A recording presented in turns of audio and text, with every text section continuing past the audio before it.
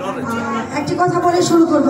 যেদিন আমি প্রথম দিন আমাদের জাকারিয়া ভাইয়ের দাওয়াতে আমি আসলাম আপনাদের এই কফি হাউজের সংগঠনের অনুষ্ঠানে, আমার এতটা ভালো লেগেছে যে এত সুন্দর একটা আয়োজন নারায়ণগঞ্জের মধ্যে যারা করেছে, এবং আমার জানা মতে 3000 প্লাস সদস্য এই কফি হাউজে। তো সভাপতি সেক্রেটারিকে আমি এটা বলে ধন্যবাদ দিব যে আমাদের বাবা মা যখন আমরা 7 জন 8 জন 10 জনও কিন্তু বাচ্চা থাকে, একটা পরিবারে সন্তান থাকে, তাদের কিন্তু আমাদের বাবা মা কখনো ফেলে দেয় না, লালন পালন করে, পড়াশোনা করায়। কিন্তু আমরা যখন ছেলে মেয়ে বড় হয় তখন একজন বাবা একজন মা, হয়তো বাবা মারা যায় বা মা মারা যায়, সেই একজনকে কিন্তু আমরা রাখতে পারি না। তাকে আমরা কি করি, আমরা অনেক কিন্তু দোষ দেই। এখানে আমার ছেলে আছে, ছেলের বউ আছে, যে ছেলের বউর দোষ, ছেলের বউর কথা শুনে আমার ছেলে আমাকে বৃদ্ধাশ্রমে দিয়ে দিছে, এটা একেবারেই ভুল ধারণা। আপনি একটা কথা বলি, ওই যে বলে না যে শস্যের মধ্যে ভূত, আপনার ছেলে ভালো হলে তো সব ভালো। আপনার ছেলে কি আপনার ছেলের বউ খাওয়াই খায় না, আপনার ছেলে কিন্তু ইনকাম করে খাওয়ায়। আমার ইনকাম খেতে হলে আমার বাবা মার সেবা করতে হবে, তাই নাকি? এটা কিন্তু বলা উচিত। কিন্তু আমাদের ছেলেরা কি করে, ভয় পায়।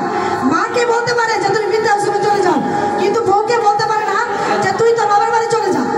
তো যাই হোক, একটা জায়গায় 4টা বিয়ে করা কিন্তু সুন্নত আছে। এই ভয়টা কিন্তু দেখানো উচিত। যারা স্ত্রীকে ভয় পায় হয়তো দেখায় না, এই ভয়টা দেখানো উচিত যে একটা জায়গায় কিন্তু 4টা বিয়ে সুন্নত আছে বলে দিলাম। তো যাই হোক, আমি চাই না এই কথা বলে আপনারা মার খান। তো আলহামদুলিল্লাহ এখানে এসে এত ভালো লেগেছে যে আসলে আমার বাবা নাই, মা নেই, আমি যেখানে যাই, আমার যে বন্ধুর সাথে মিশি, যার সাথে মিশি, আমি তার বাবা মাকে, তার বাসায় গেলে আমি তার বাবাকে আগে বুঝি। আমি চাই একটা বাবা মা, মানে যে মানুষ বলে না দত্তক নেয়, ছেলে মেয়ে যেমন দত্তক নেয়, আমার মন চায় যে একটা ছেলে, মানে আমার একটা বাবা একটা মা আমি দত্তক নেই।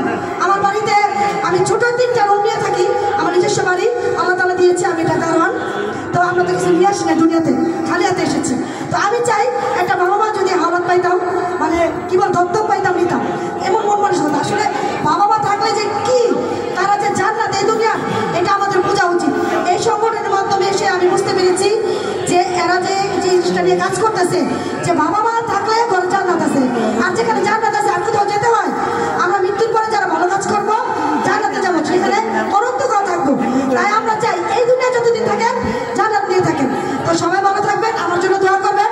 এবি পার্টির পক্ষ থেকে আমাকে মনোনীত করেছে, এটা অনেক বড় সম্মান।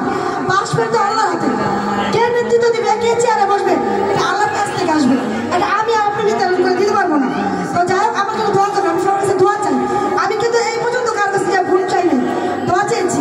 তো সবার দোয়া থাকলে হয়তো আমার নসিবে থাকলে আমি হতেই পারি যারা আসলে একটু ব্যতিক্রম। এটা হচ্ছে আপনার যে দলই বলেন, আমি দলের নাম বলবো না, আমাকে সম্মানিত করেছে, এটাই বড় পাওয়া। আমি একদম ক্ষুদ্র একজন মানুষ, একদম ক্ষুদ্র, আমার কোনো যোগ্যতা নাই। আমাকে আল্লাহ যে সম্মান দিয়েছে, আলহামদুলিল্লাহ। সবাই ভালো থাকবেন, সংগঠনের সাথে থাকবেন, এবং